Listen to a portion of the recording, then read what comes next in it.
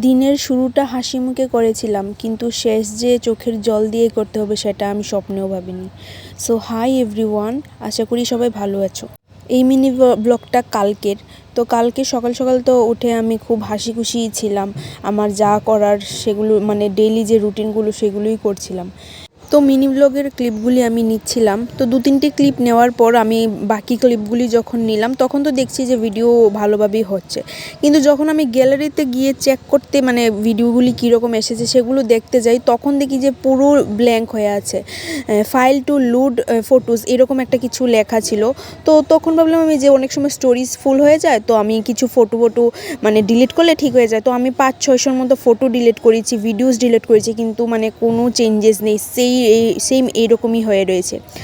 আমার একটা পার্সেল আনবক্সিংয়ের মানে ভিডিও আমি শ্যুট করেছিলাম, যেটা 7 মিনিটের ছিল। তো আমি পুরো ভিডিওটা কমপ্লিট করেছি, করে আমি গ্যালারিতে গেলাম দেখতে, ও মা দেখি যে পুরো ভিডিওটাই ব্ল্যাঙ্ক। মানে আমার তখন তুমিই ভাবো যে তুমি একটা ভিডিও স্টার্ট করলে, পুরো কমপ্লিট করলে, কিন্তু দেখলে যে গ্যালারিতে গিয়ে ভিডিওই নেই, তখন তোমার কীরকম লাগবে।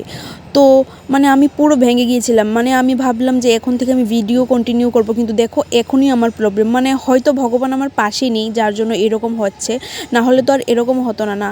তো মানে লাস্টে তো আমি পুরো কেঁদে ফেঁদেই দিলাম, মানে পুরো কান্নাকাটি করছিলাম যে হ্যাঁ মোবাইলটা মানে আমার মোবাইলটা খুব প্রিয়, কিন্তু এটা যে হবে আমি কোনোদিনও ভাবিনি।